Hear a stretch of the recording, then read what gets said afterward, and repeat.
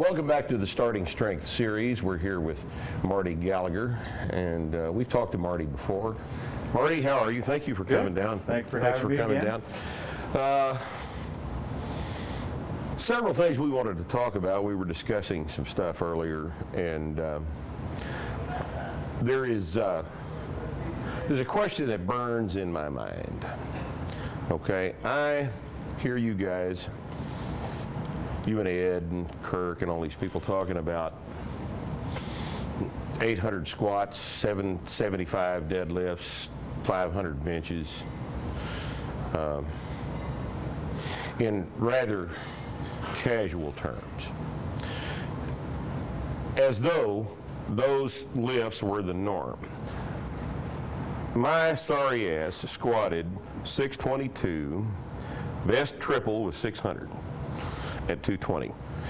Best bench was 396, although I had 407 that day. I don't count it, but I had it. It was there if I'd had another attempt. And 633 I deadlifted on 2 different occasions. This is at a body weight of 220. I'm 5'8". Look at me. What's the difference between me with that 1643 total and the guys you trained with? How would I have gotten there? I think this might be an interesting question for people watching this. I never claimed to be a strong lifter. I was primarily coaching these other guys, but by the same token, it seems to me in retrospect that I just left a hell of a lot on the bar. So tell me what the hell I did wrong. You actually did fabulous training in a vacuum. By that, what I mean is that I was very blessed in that I was spawned in this incredible strength environment where I was mentored by national and world champions.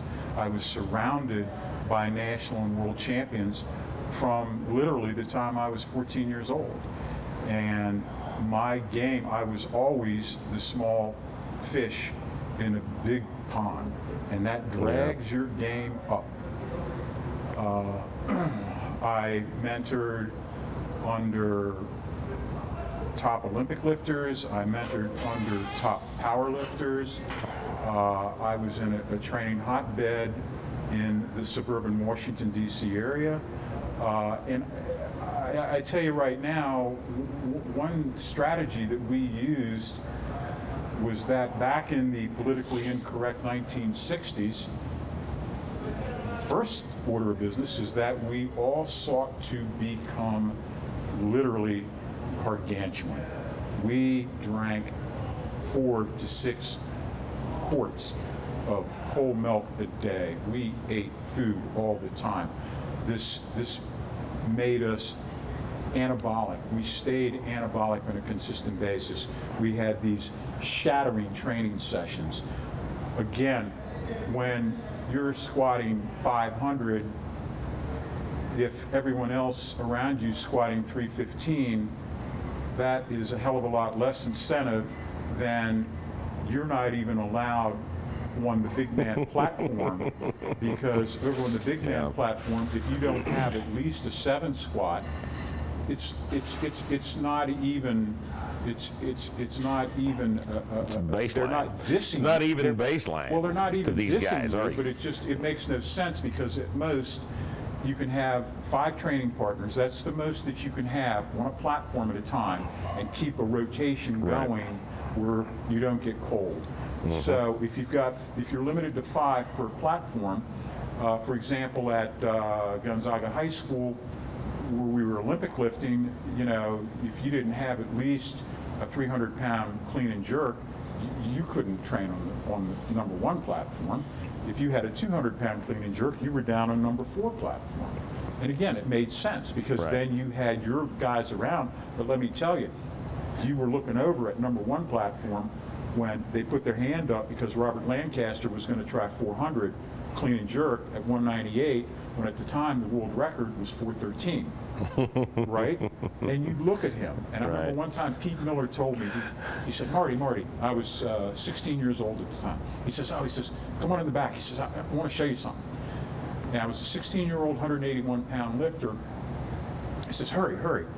So he takes me, this is a Gonzaga High School weightlifting meet. He takes me into the warm-up room, and Robert Lancaster was weighing in. So he's stripped down, he's stepping on the scale, he goes, look. And this guy was like a sculpted Greek god, maybe 5'6", 198, a waist this big, huge traps, huge lats, huge thighs. He goes, that's why you can't lift as much as Lancaster. And it was a lesson I never forgot.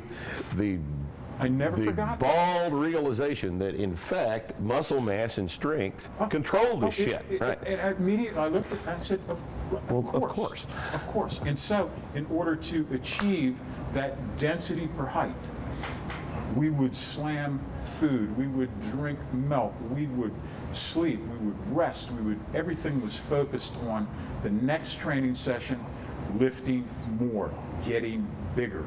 Nowadays, they're worried about their beach muscles and their abs. And their cholesterol. Are you listening? Right? And if you post on the Starting Strength website that you should drink a gallon of milk a day, you're going to have mothers complaining you're trying to kill their children and murder them. We'll always have some dumbass post about saturated fat and all this nonsense that everybody knows is bullshit now. No, they don't know it. They should. They don't. They should. It's been debunked. I mean, it's mythology, and we all know now. But the conventional wisdom is still. I mean, the American Dietetics Association, despite the evidence, is still recommending against saturated fat intake. Fat is demonized. Oh yes. Fat is demonized. Fat is incredible for recovery. It's necessary for recovery. I'm telling you, okay? So then... See, here's another thing that these guys have got problems understanding. They don't understand that an anabolic environment causes both fat and muscle to be deposited at the same time, and the two are inextricably related. That's all there is to it. Now, you can skew the thing toward muscle. You can skew it toward fat. You eat donuts and gain a bunch of weight. You're going to gain 75% of that weight as body fat and 25% of it is lean body mass. Or you can skew it toward the muscle. But still, a percentage of any weight gain is going to be body fat, and these guys are afraid of that because they're afraid of losing their abs, and they won't gain weight when they ought to know that a lean body mass increase, even when it comes with some fat, increases athletic performance, and fat can be taken off later. And I would offer up that dietary fat is not the demon. The demon is refined carbs. Yes, absolutely. Okay? Absolutely. And I would also offer up that if you are 5'10" and weigh 170 pounds, there's only so far you're going to go in a strength sport. I don't care if it's powerlifting or Olympic That's absolutely lifting. true, and I tell people this on this ridiculous board every day, and everybody wants to argue with my ass. Exactly. Everybody is perfectly content to be 5'10", 175. Right.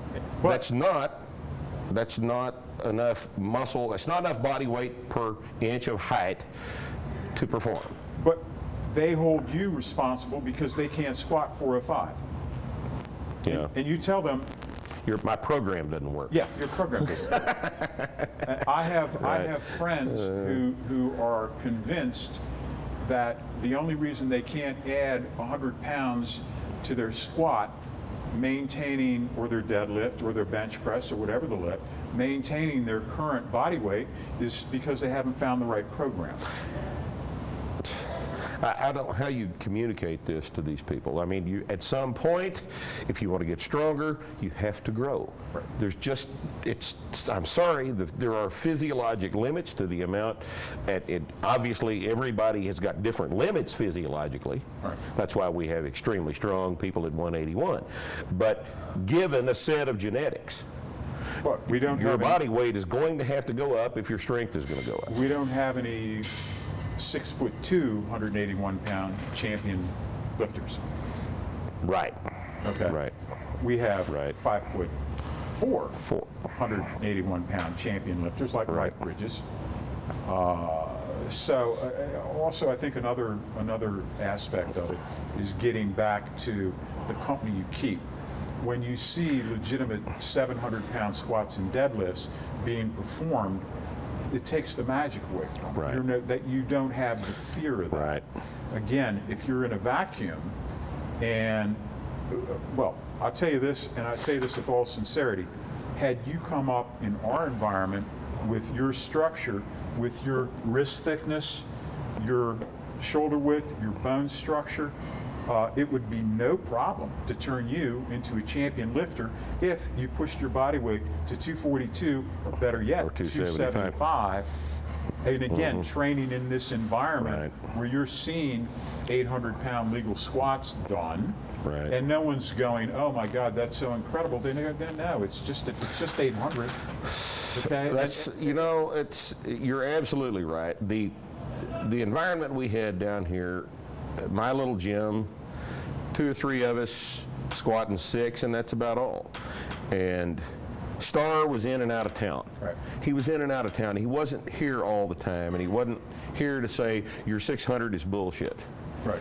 You know, he wasn't here to tell us that. Right. And we didn't have anybody to tell us that. And you know, this sticks in my mind. Here it is, you know, And again, at 25 years after I retired. at 5'8" and 220, you did damn well to get to 620 for 620.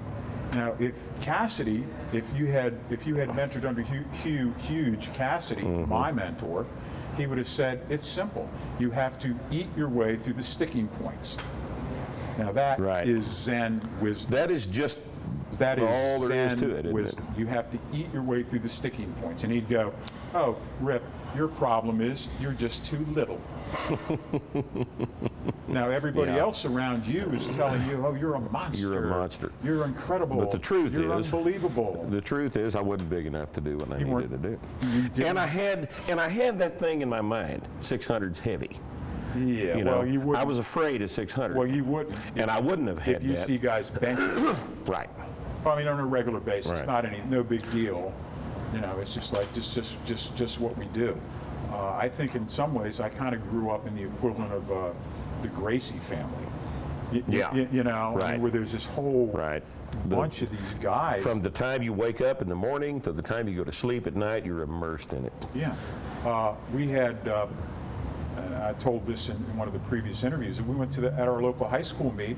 We had Bob Bednarski, Bill March, Ernie Pickett come in and set world records in Olympic lifting. In your high school? Yeah, at our high school. And the guys from York came down. That was Bednarski's first world record. He cleaned and pressed 451, weighed 250, and I'm backstage helping. This is quite an example for you guys. Oh my wasn't God! it? You know, we're back, and I'm seeing Bill March at his peak, and he's like clean and military pressing 370.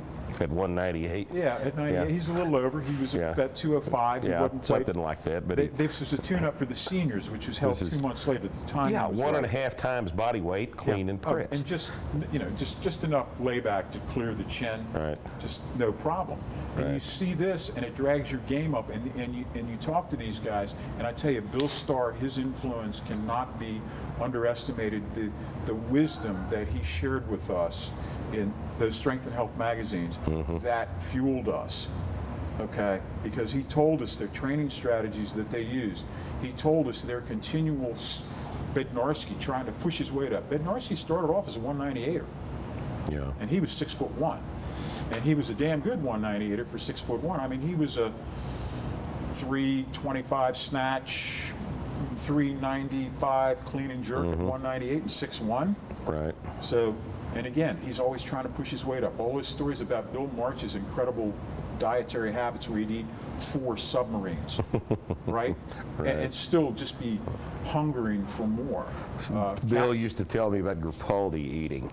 Oh, you Phil. wrote that wonderful article for us about Phil Grappaldi, and people don't remember that, but Grappaldi was a fabulous lifter at the time, and Bill would tell me stories about Grappaldi eating. He lived with his parents, right? Save money.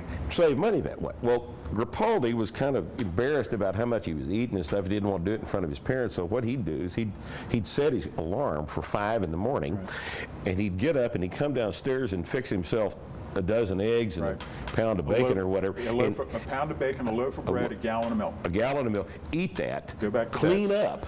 Clean up the kitchen. Right. Wash all the dishes. Go back up to bed. And then his mom had called him about 9 and he'd come down and eat again. And he didn't want them to see him do Good all morning, that. Mom. How are you today? Could have sworn there was Where more. are all these eggs, Phil? I don't know, Mom. Maybe you didn't buy them after all. They just- Hugh used to carry around a cooler everywhere he Yeah. went. It was a big ass cooler, and he would have 2 gallons of milk, 10 sandwiches, like meatloaf sandwiches, with mayo, and just everywhere he went, he took this. Eating and all he the time. just eat it Driving his all weight day, up. all day, all day, all day. Mm-hmm. And that's why he squatted 800, buried below parallel, not even a lifting belt. Right? Now, he pushed his body weight up to 295.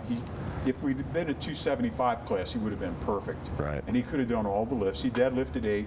He benched 570 with a 2-second pause. Right? Yeah. And this is in 1970. Right. But again, and the great lifters at the time, John Cole, the West Kid, the guys up in Scranton, Cup pushed his body weight up to 340. Right? Oh, God. I wonder what he looked like. All I've ever seen him at was like, he was at the Worlds in 1980, 275, no, 242. He looked like a big left guard for the New York Giants. But nowadays, you know how they're all like 320. That's the way he looked. He was athletic, big, thick. George. Now George again, George Hector, Bill Starr's mentor. George pushed his body weight up to 360, and he would eat anything and everything. I remember. George, We had George down here. He came down and visited us several times, but he came down here when he was 365, and I had him sleep crashed in my front room, and it was like a chainsaw was on all night long. It's the damnedest thing you've ever heard. It was like there was a running lawnmower in the goddamn front room. It was just absolutely amazing. But George would eat. He knew how to get his body weight up, but he also knew how to get it down. Went from 365, back down to 242, and his deadlift went up 2.5 kilos. Ripped. Amazing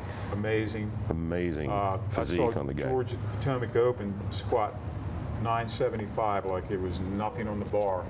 I asked him, I said, let's go to 1025. And he said no, he wanted to build his total.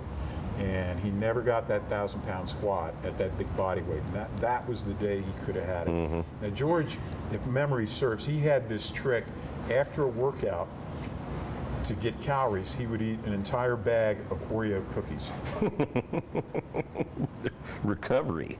Yes. Right. Immediately stick some stuff in there, man. He got phlebitis. Yeah.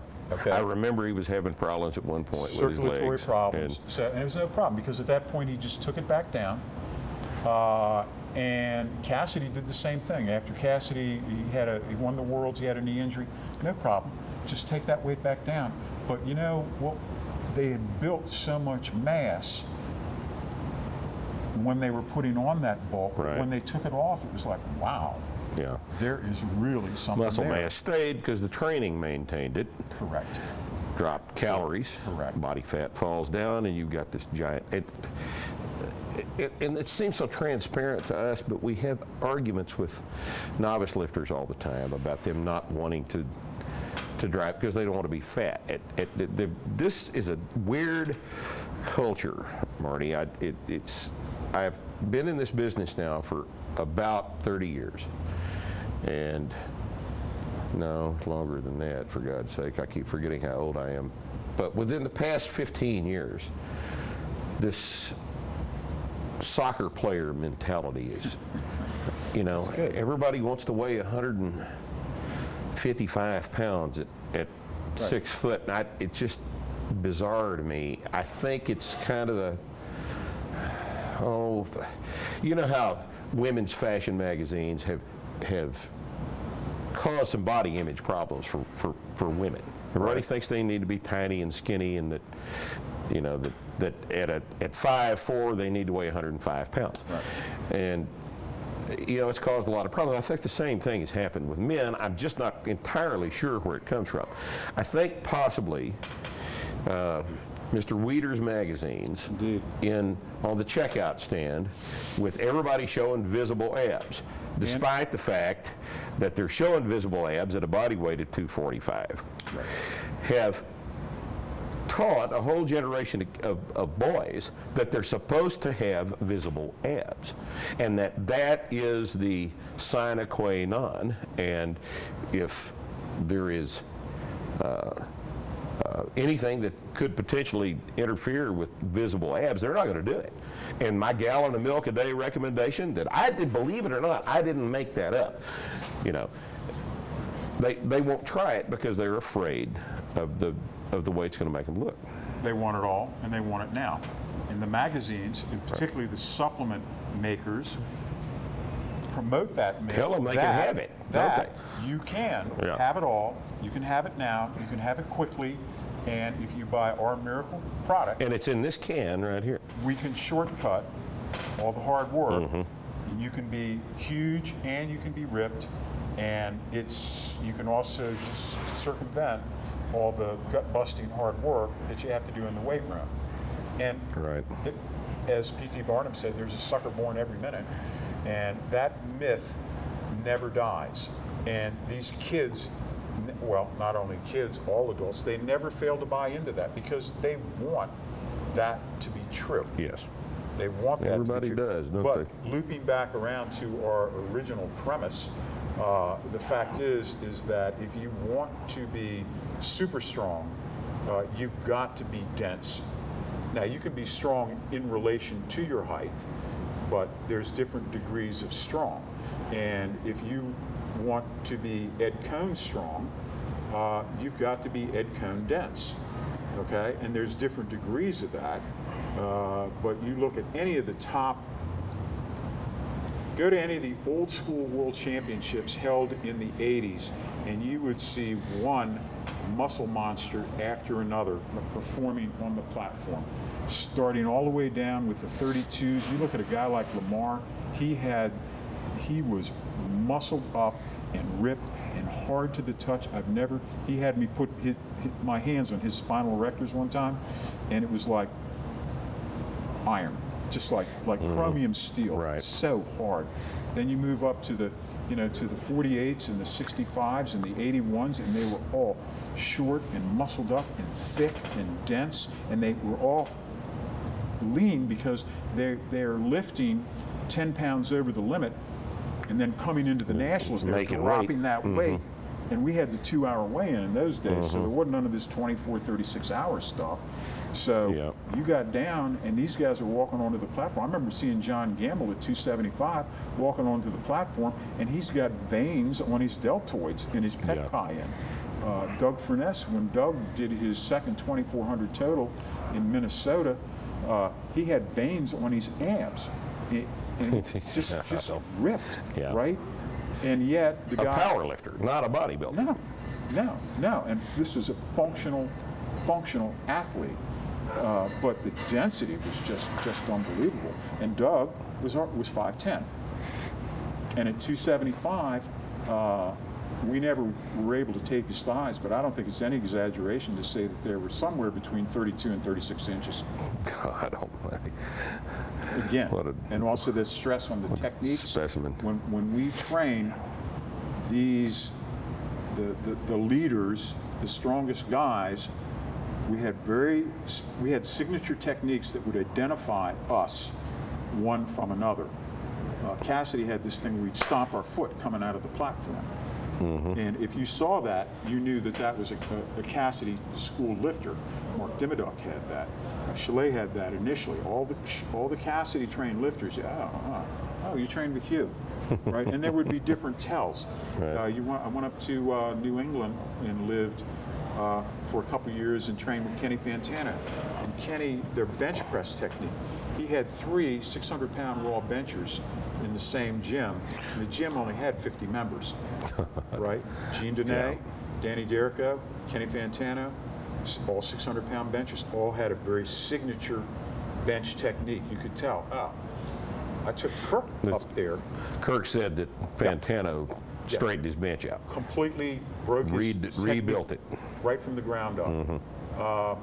Again, we always studied Ed. We always studied Doug. We always studied the top guys, and we're analyzing their technical. How are they maneuvering this weight? What are they doing? And there was an efficiency in moving the bar. And if it was a squat or a dead, you'd see a lot of straight line movement, and there was a vertical bar path, a uniformity, shortest distance between 2 points. Absolutely. Right? And the gravity. The poor lifters would make the bar conform to their body positioning. Instead of making their form conform to physics, yes, they tried to do it the hard way. Right. The great lifters they would make their body conform to the bar. Right.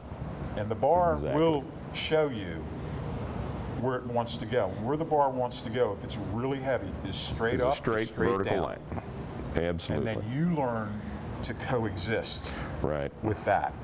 And you can muscle around 400 or whatever. You can do all that showy stuff. You can do 60% wrong. Yeah. But you'll never. Pretty easy to do 60% wrong. You'll never get that super strength, that national level strength. It's not going to happen. It's not going to happen. But again, I would say that if we had you at that age, it would have been no problem. Turning you into a top lifter would have been like falling off a log. Where's my time machine? Right. You and I have both dealt with military outfits, and comparing notes, Marty and I have both, the thing that we have both noticed immediately is that when we deal with the military, with high-level military people, we're dealing with the cream of the human race, and these people are coachable, they're all good athletes, they're all intelligent, they're all listening to you, they're trying very hard to do what you tell them to do. And it's been our observation that strength for combat readiness is the thing that really the military establishment has yet to learn. They still seem to cling to this endurance paradigm for combat readiness, and both of us are of the opinion that more important, especially in 2012, since we're not horseback and marching anymore, 2012 combat readiness means strength. What's been your experience in terms of, not with the guys, because we all know the guys understand this. What's been your experience in dealing with the organizational components that are resistant to this? Well, I'm very lucky because I deal with a certain group of Tier 1 operators who basically, their officers don't interfere with them. They're in charge of their own PT. Correct. And as one particular operator with 14 combat tours under his belt told me, he said, we're more like a motorcycle gang than a classical military outfit. Right. We self-regulate, and if a member of our team is letting us down, we will inform them. And it has been, I tell you, I stopped coaching. I was so sick of dealing with elite athletes that I stopped coaching because I was spending half my time debating, and I don't depend upon... Trying to convince. Oh, they just want to talk, well, you say this, but how, and as our friend Jim Steele, the strength coach at University of Pennsylvania, was recently accused of, Jim, you're so 1980s, right? And it's like with elite athletes, they would seek me out, but they'd want to debate me, and I didn't need it. I don't need their money. I don't make my living, thankfully, as a strength coach. It's something I do. And it was such a breath of fresh air to, and this is through my friend Pavel Satsaline, who I love dearly. Pavel introduced me to the Tier 1 guys, and they approached me, and they read my book, and they said, what we want from you is very simple. He said, time is our most precious commodity. We gotta run, we gotta jump, we gotta fight, we gotta go, we want to be strong, but we don't have any time. Can you help us? I said, yeah, if you can give me 1 hour a week, I can improve your strength levels anywhere from 30 to 50%. What did I have them do? Squat, bench, deadlift, overhead press, period. Okay? So when I saw the starting strength book, I said, well, we're separated at birth. Of course, the star connection came in. We've learned from the same people, and we've had sufficient experience to have tried all that other shit. That's right. And have come back to what obviously works. And they don't need leg curls. They don't need bicep work. They don't need tricep kickbacks. They don't need calf raises. You've got an hour. Now, you can, and I tell them, you can divide that hour up. If you're really pushed, you can do 2 lifts in 30 minutes. And again, these are not super strong. These are not competitive lifters. No, but we're not trying to make them competitive lifters. No, but I mean, most of the guys are going to deadlift 400 for 3 reps, and bench 300 for 3 reps. And, hey, that's great. And we show them how to improve that. So how long does it take to do, 5 sets of each? I mean, you can certainly do that in 30 minutes. Certainly. Right? And so that's one 30-minute session. Then the second 30-minute session, you do your deads, your overhead presses. We periodize. Okay, you're here this week. We want to nudge this up over a period of weeks. I have a system where they feed back to me, and they're getting fantastic results. We use exaggerated range of motion, which makes lighter weights heavy, which works terrifically for them because you're dealing with everyone has injuries. They've got parachute injuries, they've got boat injuries, they've got gunshot injuries, they've got scar tissue. So we're having them do ultra deep squats. We're doing benches with pauses, with dumbbells, opening, stretching things out. The deadlifts are done very, very precisely. The presses the same way, and they're getting maximum results from minimum poundage, and then we raise that over time.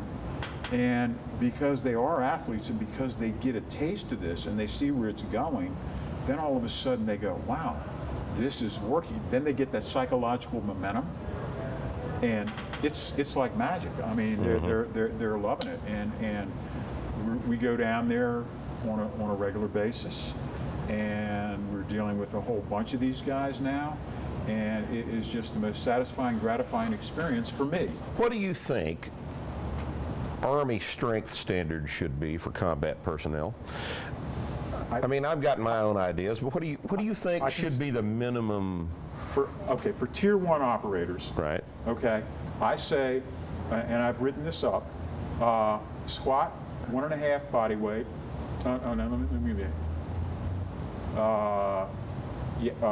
Squat double, bench 1.5, deadlift 2.5. Right. Yeah. That's about what. That's in fact those same numbers I've told people. And you look around the room before, and that's if you go down to Dam's Neck or wherever, and you look around the room, I say every man in this room should be able to deadlift 2.5 times body weight. Sure. It's not out of anybody's. That's a 500-pound deadlift for a 200-pound guy. Yeah. 200-pound operator benching 3, squatting 4, deadlifting 5, and he probably ought to be pressing 2. Now this goes back. If I go back to my roots, Hugh Cassidy used to tell us, and this was back pre-wraps, pre-anything. He said, what you young guys should shoot for: 400 bench, 500 squat, 600 deadlift. When you get to the second level, it should be 500 bench, 600 squat, 700 deadlift. He was optimistic about the bench press, wasn't he? Well, he was a hell of a bencher. Yeah. Yeah, that's a that's a high percentage bench press. Everything else sounds good, but that's Also, that's a, you notice I didn't assign body weight. No, right. No, and there's a curve there. Yeah. Everybody understands there's a curve. At heavier weights, the numbers come down in relation to body weight. Special ops operators, you want But those guys are all they need to be weighing 200 pounds, 180 to 220, somewhere in there, you know. You got a lot of good 170-pound operators. Yeah. And they should be squatting 340. Sure. It's not asking. I kind of like that, but if they're 5'11", I'd like to see them weighing 185 instead of 170. Well, their trade-off is that they gotta carry the big weights, and typically what Yes. happens is they get dropped in by helicopter, 8 to 10 clicks out, and then they got to march in. A lot of times they got to go over the mountain ranges to sneak in on the villages. And then the other problem is when they're done, they got to hike back out. And they said we don't want to wait on anybody. Right. That's the biggest sin. If you got to, as they say, if we got to weight in your ass, we got a problem with you. So they can't Right. be too muscled up. My information is a shorter transports in and out than that. Yeah. But nonetheless, we're still not talking about a 5-mile run time. Oh no, they're not. We're not. But the Army embedded structure is an endurance-based PT, Well, and it's my guys are telling me what we got to do is we got to sprint, short sprint from a wall to a rock. with kit.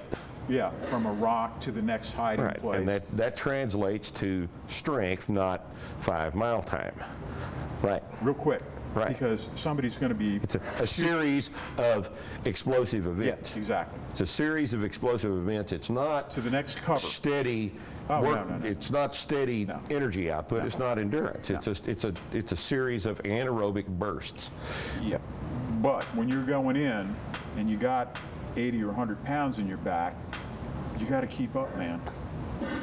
You got to keep up. That's where the 170-pound guy is at a big disadvantage. Correct. To the 215 guy. Also the 250-pound guys. 250-pound guys, but they're all not there by that point. We got some.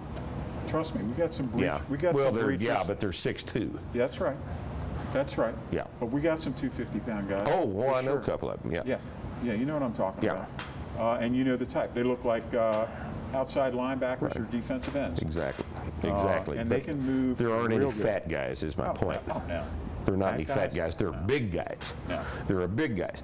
But I have a guy. I'll give you a perfect example. One of my good friends, and this is a 9-tour combat veteran, and he's 205, and he's real good at 205. But he's all of a sudden he's pushing 40, and his body weight wants to creep up to 220. And he says, "Man," he says, "I can't go there.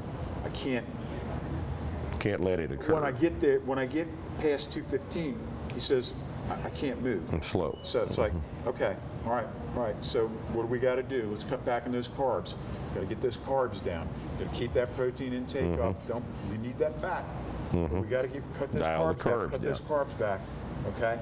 And I'm not sitting there saying, oh well, we have to stop lifting. No, I'm not saying that. Oh, we've got to cut your poundage back.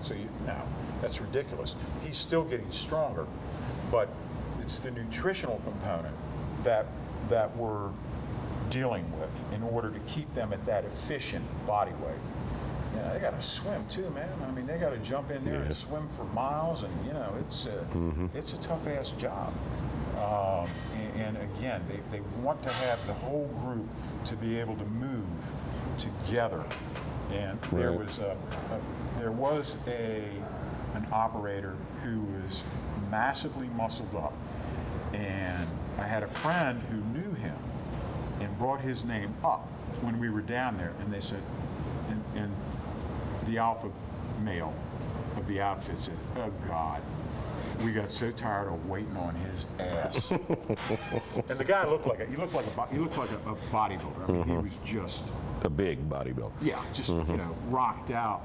And back home, this guy was saying to his friends, "Oh, I was redefining the role of the spec ops operator. Right, little ego tripping, right? Well, when we talked to the guys, they were like, "Oh, we got so tired of waiting on him." Redefining the role of the Yeah. spec up. Most of them don't talk like that. No, they don't. Oh, God. So what do you think accomplishes the job of convincing the upper echelon decision-making people that the paradigm is wrong? Can that be done? I have no- Or do they have to age out and get replaced by the people that know better than that?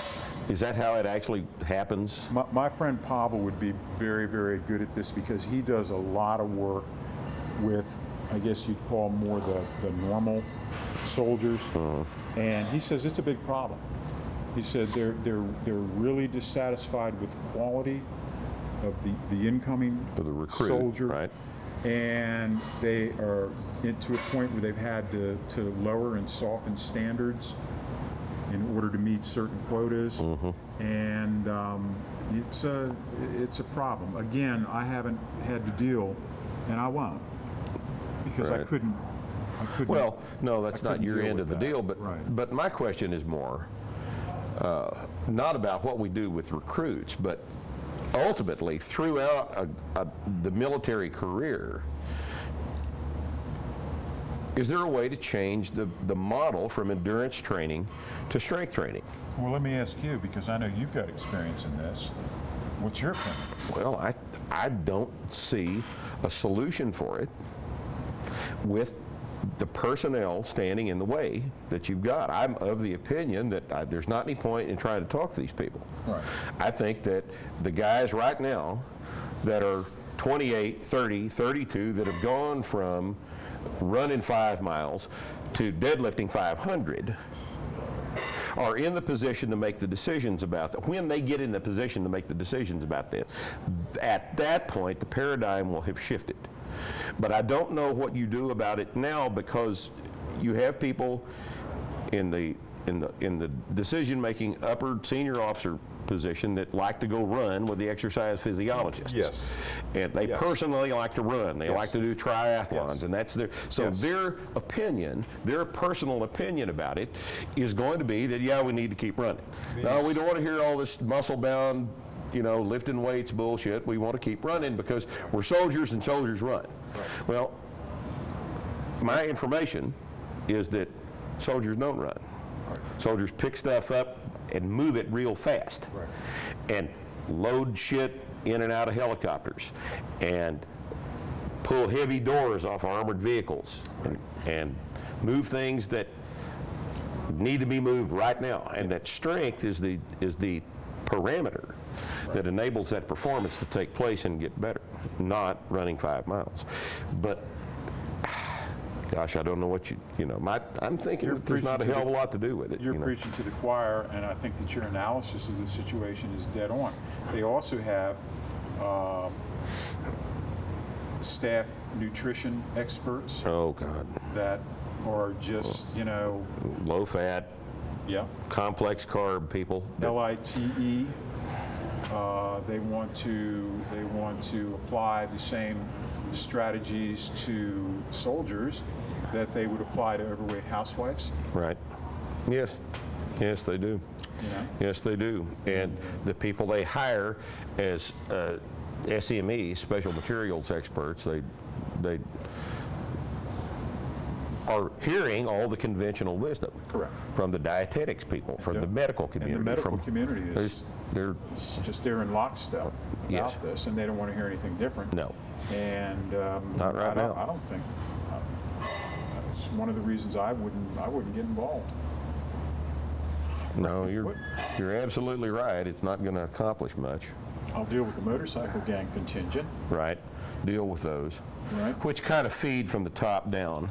People pay attention to them. Again. People pay attention to them. I don't know. Whether, the guys pay attention to them. Right. The guys down here pay attention to these guys. Right. They know what's going on. Right. These guys are paying attention. And that's why I say that over time, this thing will shift. But I don't see a way to to hurry the Accelerate process. I don't see a way to accelerate the process. Well, interesting that the athletic elite and the military elite, I mean, there's almost a convergence in thinking. They're coming around, aren't they? Right. I mean, there They're really coming is. around. We seem to be having a difference. The other thing, making a the other difference. thing that they like, and I'm talking about the military elite, is the fact that serious strength training done correctly, and again with full and complete range of motion, is a huge injury preventer. Yes. As they say, this is making us bulletproof. And Right. again, the partial movements that we see so popular, you go to a commercial gym and you see the guys doing the half bench presses. You go to a certain powerlifting meets, you see guys doing half squats. The partial movements are an invitation to injury. Because so the part of the range of motion that you're not covering is completely vulnerable. Sure. And doing things with bad form for time gets people hurt too. And this has been the negative effect of the introduction of the CrossFit PT model into lots and lots of units. High levels of injuries. It's going to piss them off that I said that, but that's the facts. Everybody knows the facts. If you do things wrong for time, you're going to get hurt. Also, And our friend Dr. Jim Wright, who was the director of the U.S. Military Army Fitness School, he brought up the fact to me about the fatigue factor. The deeper you get into this extended, whatever, power cleans or whatever, their deadlifts. 100 power cleans for time, something like that. Well, so the deeper you get into that, the injury incidence skyrockets. Exactly. And yes, it does. He said, particularly on those deadlifts, he said these guys that are trying to do whatever, X number, how many deadlifts with 315 can you do in 3 minutes, or Right. I don't know. There's that kind of thing. That yes, kind of thing. That kind of thing. He said these guys, you can see them, they're getting more and more fatigued, but they're still going. They're still going, and that's when the spinal injuries are going to Yes. happen, because there's no support. There's no all the grid support work is just so fatigued that now Been a big problem. now it's you're on You're just nerve and ligaments. disc. Ligaments holding things together instead of muscle mass. And then when they do get injured, they put it off to, well, they didn't want it bad enough, or they weren't tough Right. enough. Pussies. Yeah, Pussies. You're a pussy if you got injured. And again, you there's know, no, that's just there's not enough. There's no That's just- standards. There's no exercise standards. Right. In terms of techniques. Anyway. That's the whole problem with that paradigm, and it's been I think a lot of people are getting past it now, and Getting what? getting past it and coming around to a little bit more sensible Do you? approach to strength training. Yeah, Some I of- do. some of us There are a tell- lot of units that have gotten past it and have grown out of that thing, and they're now listening to more sensible strength training approaches with better form and better technique, and just get stronger. Endurance is easy to obtain. Quick to go. Quick to go, quick to come back. Yep. It's easy to obtain, and strength is the long-term adaptation that we have to see, especially slowest to acquire, slowest to leave. slowest to leave, slowest to acquire, most important to acquire, especially, as you mentioned before, in the presence of a lower baseline recruit. Oh yeah. If we are not able to recruit the guys we need, the physical people we need, we've got to learn how to build them, right. because we don't have a choice.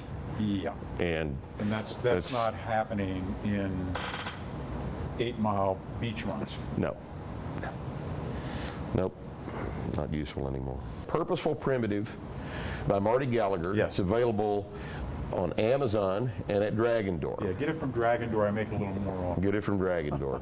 Oh, and soon to come to Kindle. Should be. Yeah. Should be you there. gonna get Starting Strength on Kindle? Yes. Good. It's on Kindle now. Good.